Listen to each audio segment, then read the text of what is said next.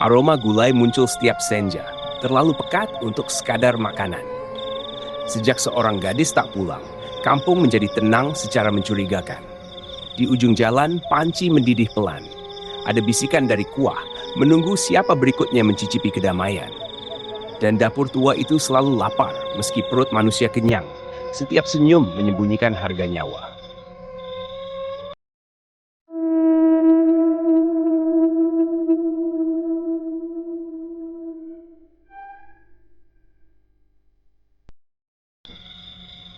Aroma itu selalu datang ketika sore mulai menua.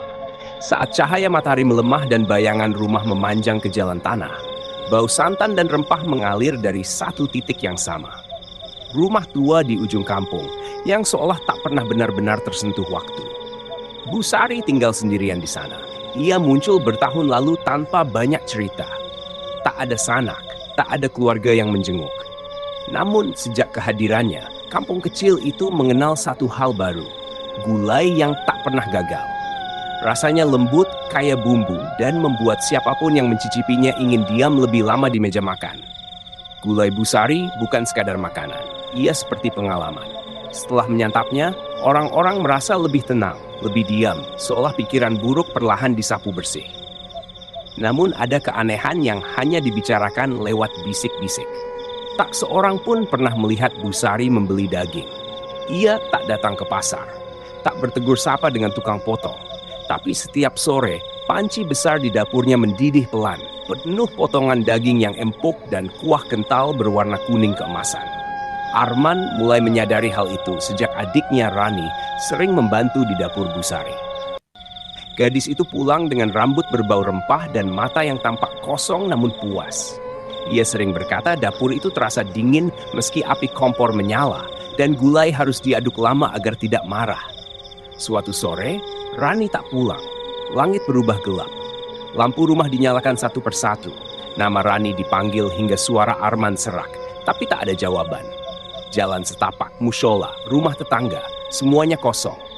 Hanya satu hal yang menyambut Arman dengan pasti. Aroma gulai dari ujung kampung. Lebih tajam, lebih pekat. Seolah kuah panas itu mendidih bukan hanya di panci, tapi juga di dadanya. Dari balik uap dapur tua itu, Bu Sari berdiri diam, menatap jalan. Seakan menunggu seseorang yang tak akan pernah pulang.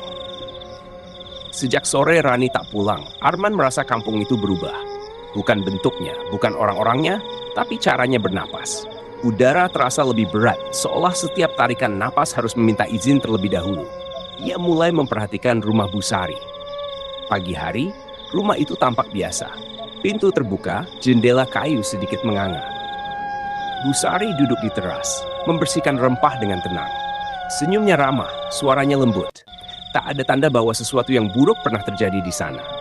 Namun, ketika senja turun, semuanya berubah. Pintu dapur selalu tertutup rapat. Jendelanya diselubungi kain kusam. Dari celah-celah kayu, uap panas merembes keluar bersama aroma gulai yang lebih tajam dari biasanya. Bukan sekadar wangi makanan, melainkan bau yang membuat perut bergejolak dan kepala terasa ringan.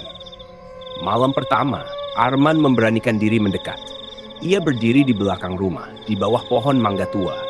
Dari sana, ia mendengar suara sendok kayu beradu dengan panci. Perlahan, teratur, seperti hitungan waktu. Di sela suara itu ada bisikan lirih. Terlalu pelan untuk dimengerti, tapi cukup jelas untuk membuat bulu kuduknya berdiri. Ia melihat sesuatu dari celah jendela. Bu Sari mengaduk gulai sambil menunduk, seolah berbicara pada kuah kental di dalam panci. Api kompor menyala kecil, tapi dapur tampak terlalu gelap.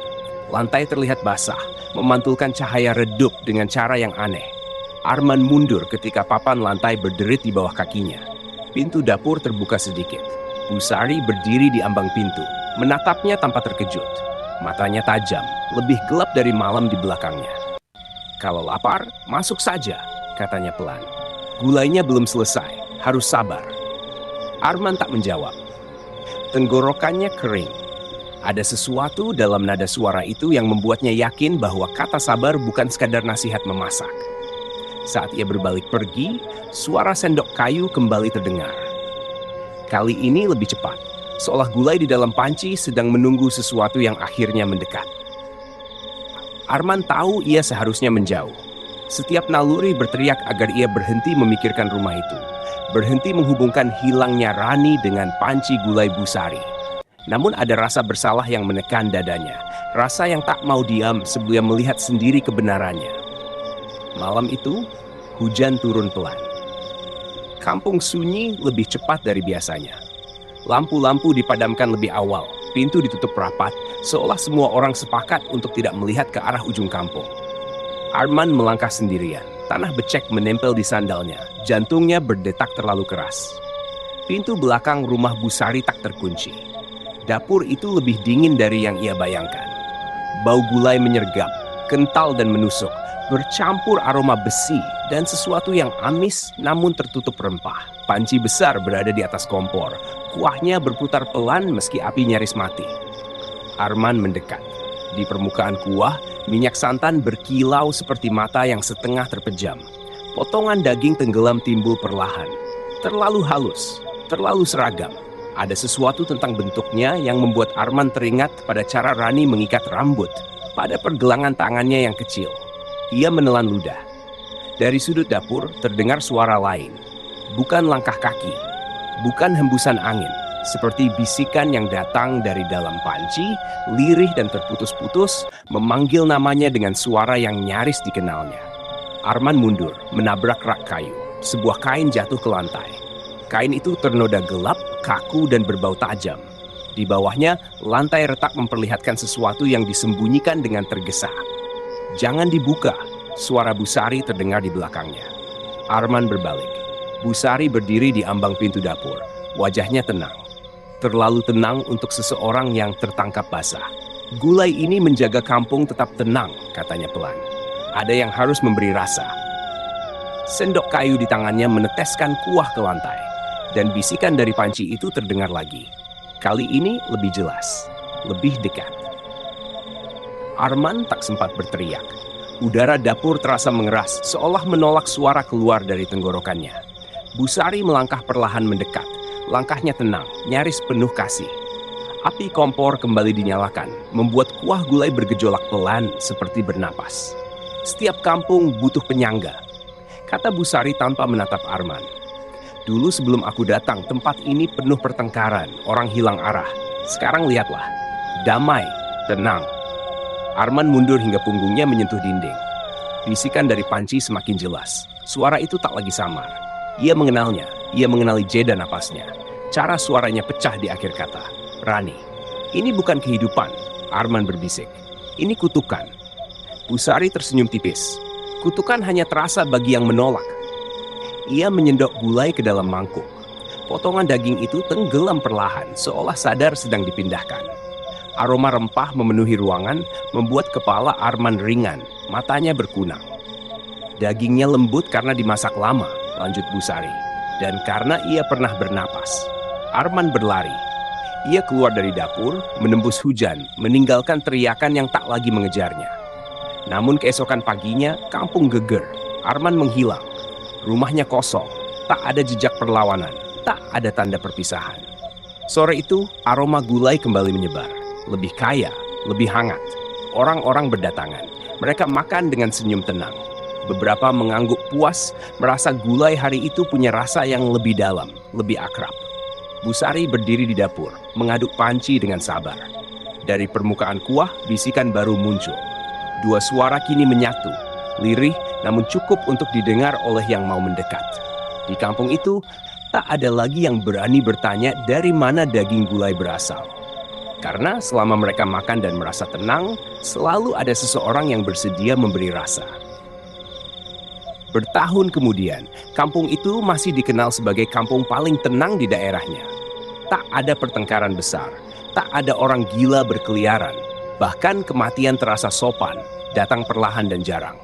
Orang-orang bilang itu karena warganya rukun, karena mereka pandai bersyukur, karena hidup sederhana. Tak ada yang menyebut nama Busari dengan suara keras lagi. Rumah tua di ujung kampung masih berdiri. Dindingnya makin gelap, atap sengnya makin berisik, tapi dapurnya tetap hidup. Setiap senja, aroma gulai menyebar seperti doa yang dimasak terlalu lama. Sesekali ada pendatang yang singgah. Mereka makan, mereka memuji. Mereka berkata gulai itu terasa berbeda, lebih dalam, lebih hangat, seolah mengenal mereka lebih dulu. Tak semua pendatang pulang. Orang kampung tak bertanya. Mereka sudah belajar bahwa pertanyaan hanya mengganggu keseimbangan, bahwa rasa aman selalu menuntut sesuatu sebagai gantinya. Di dapur itu, panci besar masih diaduk perlahan. Bisikan-bisikan lama bercampur dengan yang baru. Nama-nama tak lagi penting.